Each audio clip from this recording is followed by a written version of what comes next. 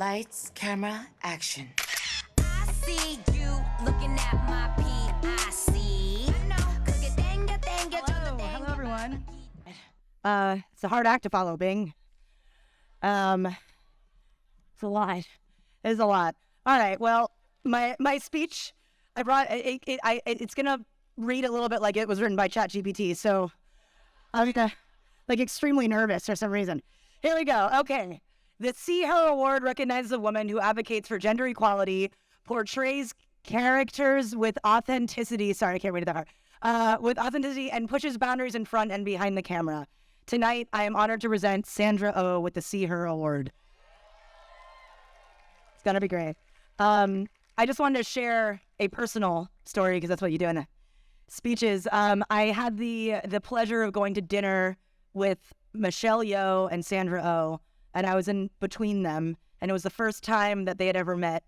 And Michelle Yeoh went to Sandra, and she said, do you remember me in the 90s? I had this audition, and I was so nervous. It was one of my first auditions in America, and you were so kind to me. You helped me like read through the script, and like you were offering me advice about how to like be a young actress in Hollywood.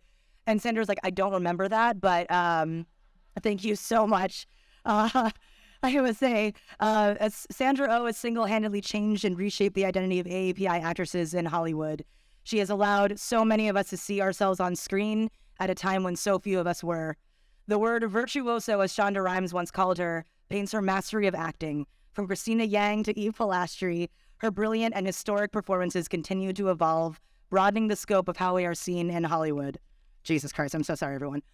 She shows, the way I handle paper is miserable. Okay, it's going to be, here we go. She shows us the power of portraying women in a multifaceted, honest, and thoughtful way, and to not be afraid that the opportunity to tell those stories will disappear. Because of the trails she blazed and will continue to forge, the space she has created is a true gift to all women of color, globally and for generations to come. I love you so much, Sandra, and I am so honored to present to you the SeeHer Award.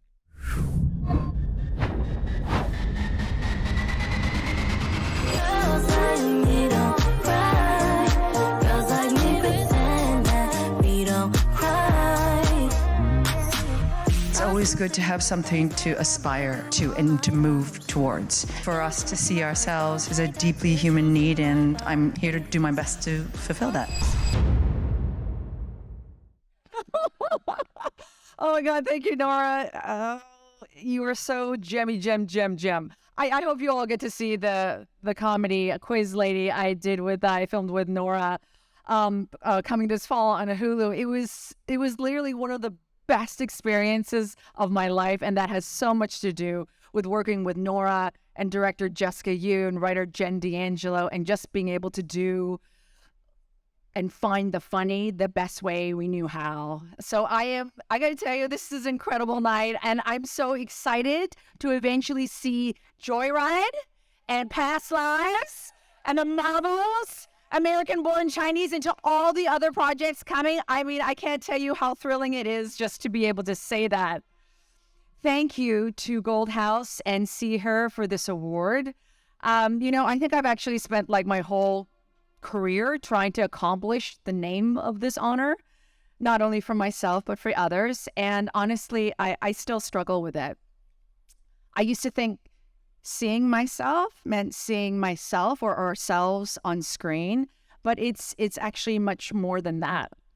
Now, I've shared this story before about the time I got the pilot for Killing Eve, and I had to ask my agent what part it was for, because at that moment, I could not see myself as Eve.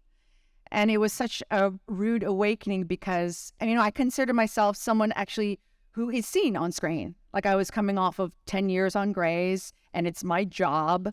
But I've learned through the years that it's much deeper than that. I think the search for what it is to be seen is a deeply personal journey, and cannot be satisfied or found by simply seeing ourselves on screen. I think true change and transformation must be initiated from that personal place, because truly being seen is not limited to our eyes, yeah? And as Maya Angelou said, people will forget, what you said. People will forget what you did, but people will never forget how you made them feel. So I want to take this opportunity to thank the cast and creators of the Joy Luck Club. Where is that table? Where's that table? Right there. No, seriously, yeah, put that spotlight on. Where's that table? Okay, Joy Luck Club, where's your table? Oh, there. Okay. Okay, I have never been able to tell them this because although when we were coming up, I know that we all felt that we were cheering each other on and bolstering each other from afar, but we never really had that much opportunity to work or be together. But like many of us here, Joy Luck Club meant so much to me. I remember watching it with a Canadian filmmaker, Mina Shum, and crying, like way too much, like wrecking sobs. And it was only much later that I figured out that what I was experiencing when I was watching the film was grief. The grief, a profound grief of never having seen myself until that moment. But each time we see an honest depiction of ourselves reflected on screen or in the media, I believe that this grief of, not feeling that we don't exist, of being invisible or not being understood, is soothed, is healed. And a space opens up for joy and confidence and recognition to come in.